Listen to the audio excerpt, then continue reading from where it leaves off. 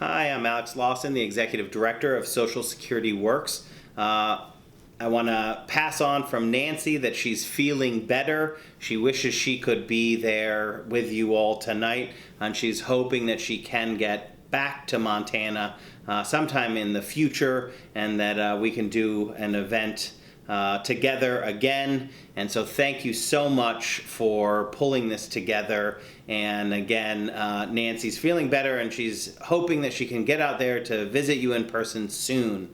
But for tonight, you're going to be stuck with me, Alex Lawson, the Executive Director of Social Security Works, and I'm going to be talking about what's going on in Congress around Social Security, Medicare, Medicaid, prescription drug prices, and also what's going on in the presidential race, and specifically about why all of these things are important to Montana.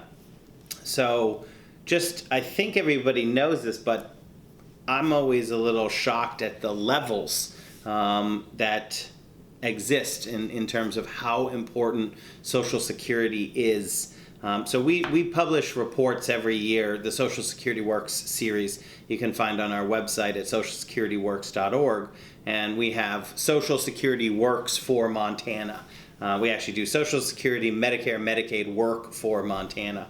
And so I'm just going to read a few stats, and I know I don't want to just hit you with a SAT prep course here with numbers, but 1 in 4 residents, right around 1 in 4, 230,000 Montanans receive Social Security benefits. So that's an enormous percentage of people who have paid into this system and earned their benefits, and then can rely on them when they need them due to loss of wages, through retirement, if a person becomes disabled and can no longer work, to the surviving children if the breadwinner of a family dies, through survivors' benefits. But Social Security is there for people. It's ours. It's our benefit. No one gives us anything when it comes to Social Security. And in Montana, it's especially important. Around almost a quarter of residents. And what that translates to in terms of money is $3.3 billion in benefits, which is about 6.6% of the state's, or 7% of the state's total personal income is coming through Social Security. So you can see that this program is critical. The Social Security system is critical to Montana. It's critical for the quarter of the population who receive the benefits. It's critical for the economy of Montana, with around 7% of personal income accounted for in Social Security benefits. And it's also critical in the fact that we've earned it. It's not anyone's to take away. It's definitely not for some politicians in Washington, D.C. doing the bidding of their Wall Street paymasters to cut benefits. And, they always try to dress it up as saying that, oh, we love Social Security. We're just not sure it's going to be there in the future. And they put this doubt in people's minds that they're going to get anything. And the goal of that is to actually convince people that they're going to get nothing, so that they're willing to accept less than they're owed. And it's a tactic, right? If you're willing, if you believe that you're going to get no benefits, then if I come and I say, oh, or we could give you less benefits if you just vote to cut your own benefits, then maybe you can get something. That's what they're going for. But I want to also read this other number. The average Social Security benefit in Montana was $14,430. It's a little bit higher today. That's a number from a year ago. But $15,000, you tell me, what are you going to cut from that? What are you going to cut from that is going to allow a person to actually live? Obviously, benefits are too low. We can't cut Social Security. Social Security works. It will be there for all of us. The doubt that they're putting in people's brains is a propaganda attack on Social Security. The only problem with Social Security is that benefits are too low for millions of Americans across the country, and for tens of thousands, hundreds of thousands of Montanans. So what we need to do is take on these plutocrats, these billionaires from Wall Street, and we have to end and the people who work for them here in Washington, D.C., and we have to say, you know what, we're gonna demand that those billionaires actually pay in on all of their income, just like the rest of us. And by doing that, we're gonna not only shore up the system, we're gonna actually expand benefits. So we're gonna increase benefits so that people can actually retire with dignity after a lifetime of hard work. So I'll just do a few more stats here on why we need to do this. Because Social Security, what it actually does is it prevents poverty. It's a poverty prevention system. So you pay in during your working life, and once you reach the insured status, then if you lose your wages, you get these benefits. If you lose your wages because you retire, or if you become disabled and can no longer work. And what that means is that people do not fall into poverty because their Social Security is there for them. So right now, the poverty rate in Montana amongst seniors is 7.1%, which is low, which is great. And it's around the average poverty level, and we want to lower it even more, clearly. But without Social Security, that would be 43%. So without Social Security, we return to what it looked like basically before Social Security existed, when 1 in 2 seniors did live in poverty. Poverty rate among seniors before Social Security was 1/2. And there was a poorhouse in every state. And the poorhouses, they lock the doors at night. It's like a prison for if you run out of money. And Social Security got rid of the entire concept of a poorhouse in America. When it comes to women, the rates are a little bit even higher. So again, you're basically ending up at 1 in 2 from 7.6% to 48.2% if it wasn't for Social Security. Women tend to live longer than men, and in their later years are more likely to have exhausted their savings. Plus, women make, on average, less than men through their working life, through the gender pay gap and other structural issues that follow people into retirement. So being paid less in their working lives means that a Social Security benefit is lower, but at the same time is even more critical because of the lack of other retirement options. I've mentioned it a bunch of times, but the Social Security system also prevents loss of wages due to becoming disabled and not being able to work anymore, which a lot of people think in their younger years that can't happen to me. But in fact, a life-changing event is quite unfortunately common, and 1 in 4 Americans through their working life will face some form of a disability. In Montana, disability benefits go to 27,000 Montanan workers, or about 12% of beneficiaries, of Social Security beneficiaries in Montana, are receiving disability benefits. So I was asked to pay particular attention to the importance of Social Security for rural Montanans, rural Americans, and veterans. And I think in Montana, what you see is that it's a very rural state, that the numbers look similar to for rural Americans all around the country. That means that Social Security is even more important for people in rural areas. In Montana, it's about the same, 1 in 5. It's 20.6% of rural Montanans receive Social Security, compared to 18.4% of metropolitan Montanans. We're looking at about, for rural counties, it's $1.7 billion in benefits go in, about 7.4%. So that's, a little bit higher than in the metropolitan areas, which is 6.2%. So we know that rural areas in Montana and across the country, they tend to be older, so Social Security is more important to rural areas. And one thing that is critical to note is that the cuts that are being foisted on our system hurt rural areas. They hurt everywhere. But, when they close an office in a rural area, you might be talking about going from having to already drive 2 hours to an office to now you're going to be driving 5 hours. And what if, the person is living with a disability and can't make that drive? The access issue when they close offices in rural America is huge. And they actually eliminated the program that we had fought, people fighting to expand Social Security had fought for a long time to create, which was the mobile contact offices, because in rural areas, maybe it was difficult to keep a full staffed office. We don't think it's that difficult.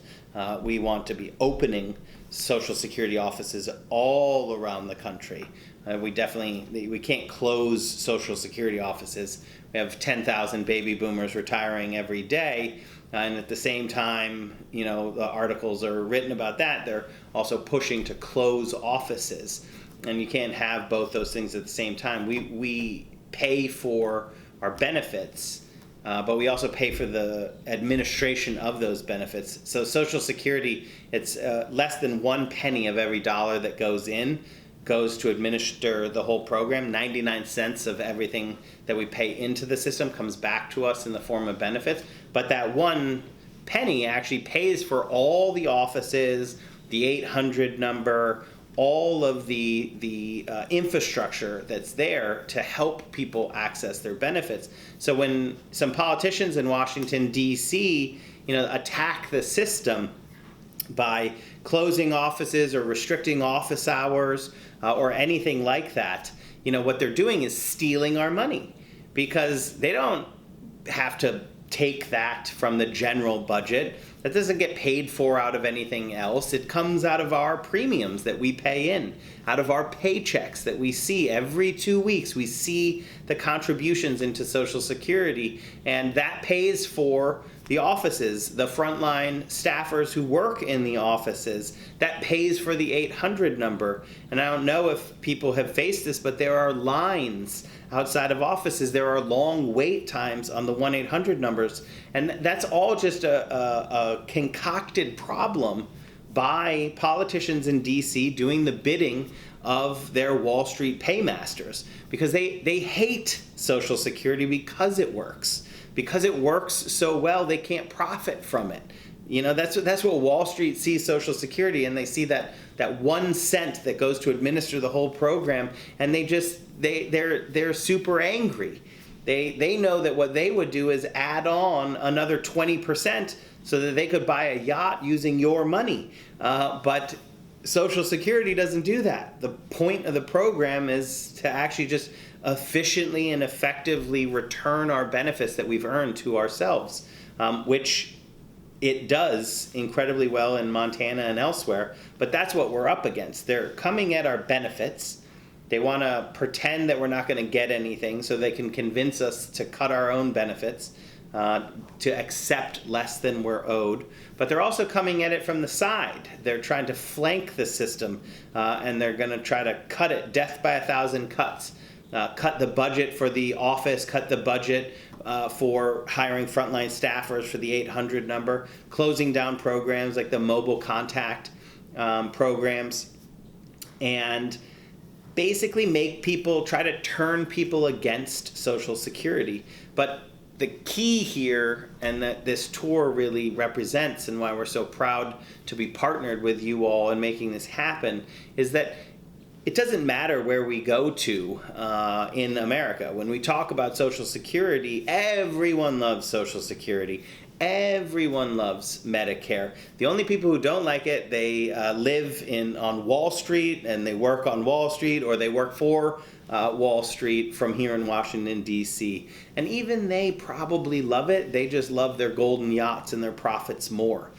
So the key thing that we're up against is breaking through the propaganda and breaking through the corporate media that are not telling the story about how the small band of super rich are constantly attacking our system. And that's what Nancy has written about in all of her books, is the way that this is a coordinated campaign fueled by billionaires like the late Pete Peterson, who was Richard Nixon's Commerce Secretary, and dedicated his billions to destroying Social Security. Why? I don't know. We can never understand the motivation there, other than, I think, probably greed. They look at Social Security and they can't profit from it, and it's the same way that what he made his billions in buyouts. So they'd take American companies and they'd see pension funds and they'd see them as overvalued assets, that they called them at the time, and they'd buy the company and they just loot the pension funds. It was carnage. It was the predecessor to the leveraged buyout, to the private equity destruction, like what you see take down stores that have been around forever, like Toys R Us, and all of those. It's Wall Street looting us. They're just reaching their hands in our pockets and stealing our money. And you get rid of Social Security, or you even decrease benefits at all, and the effects in Montana, as a very rural state, are disastrous. The effects everywhere are disastrous, which is why we have to fight back. I want to spend a minute here on veterans, a couple minutes on veterans, and then I want to talk about that fight back. How do we fight back? So I think it's pretty well known, but we like to spend a bunch of time on it as well, because it's incredibly important for people to understand that veterans are, as a group, some of the biggest recipients of Social Security, or Social Security is even more important to veterans. So we have about 9 million veterans receiving Social Security benefits now, either retirement or disability. So that's around 1 in 5, 20% of all adult beneficiaries. And veterans and their families, they comprise 35% of the Social Security recipient population. When service members are killed in action or anywhere, training doesn't matter, but when service members are killed, survivors' benefits are very often the first thing that kicks in. Social Security disability benefits, when service members become disabled, are often the first benefits to kick in, even prior to the military benefits. So you can't overstate how important Social Security is for veterans. For almost half of veteran beneficiaries receiving disability insurance in 2010, Social Security represented 3/4 of their income. So you're talking, the average, which includes retirement, which are higher, and disability, which are lower, in Montana, is around $15,000. So $15,000 making 3/4 of your income. You can see there's nowhere to cut there. And yet these billionaires on Wall Street will never stop trying. So that's sort of the state of play. It's critical to Montana. It's critical to rural communities. It's critical to veterans. It's critical to everyone, and it's under constant threat by these Wall Street criminals, these billionaires who think that the world is for them to take all the resources and reach their hands into our pockets and steal our money. And so it looks pretty bleak, right? Wrong. Because the American people are united in rejecting this, which is why they always try to do things behind closed doors. They try to keep it quiet. They don't like people talking about what's going on. They don't like gatherings like the one that we're having here tonight, because when the truth gets out there and the people become activated, they raise their voices and create a din and a clamor that can't be ignored. And because of that, from 2010, which is when Social Security Works was formed, in response to the turn towards austerity. I don't know how many of you remember back then the Bowles-Simpson Commission, the BS Commission, with their BS plan to cut Social Security. And we defeated that, all of us together. We defeated that push because we exposed what they were doing behind closed doors. And at the time, the question was how much. Everybody knew that benefits were going to be cut. The question was by how much. But luckily we didn't get the memo, so we weren't going to ever be okay with benefits being cut. We actually said at the time, we want to change the whole conversation until everyone says, everybody knows that benefits have to be increased, we just don't know by how much. And that's where we find ourselves today, where in Congress we have a whole bunch of bills that you can find all the information on our website, at socialsecurityworks.org, about all the various bills that are out there. But I want to point to John Larson's Social Security 2100 Act, which on the benefit improvement side is actually one of the more modest bills. So there, we support the 2100 Act, but we support bills that would increase benefits a lot more as well. And we're going to keep pushing to increase benefits as much as possible. But we have changed the debate because this bill, the 2100 Act, is one hearing away, one markup away in the Ways and Means Committee from making its way to the floor and passing out of the democratically held House. There's no way it's getting through the Senate, but it will at least let people know whose side who is on. So we get an expansion bill out of the House, and then Mitch McConnell can add it to his graveyard in the Senate. But then it means we understand where the problem is. We need somebody who's going to move it through the Senate, or senators who are going to move it through the Senate as well, and a president who's going to sign it into law. So on the presidential side, all of the frontrunners have plans to expand Social Security. They all support it. Some of them, are quite new to the bandwagon here in terms of expanding Social Security. Joe Biden was a late comer to the party.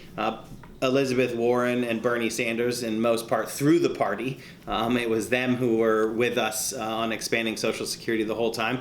But Pete Buttigieg, even he has one. John Delaney, who in the House, when he was in the House, he fought tooth and nail with his Wall Street buddies. He worked on Wall Street to actually cut Social Security. But when he ran for president, he knew that he needed to be on board with expanding benefits because we've changed the conversation so much. But we are facing one last hurdle in the House to getting the 2100 Act out of committee and to a floor vote. And so we're asking everyone to contact their members and demand that we get a vote. And I know in Montana, we want to talk to everyone. So raise your voices and make sure that everyone knows that there's only one direction that Social Security reform can go, and that's expanding benefits. So there are other bills, the Social Security Expansion Act, which is Bernie Sanders, Peter DeFazio's. That's a larger expansion bill. We have the Strengthening Social Security Act. That's Linda Sanchez and Mark Pocan in the House. Again, larger expansion bill.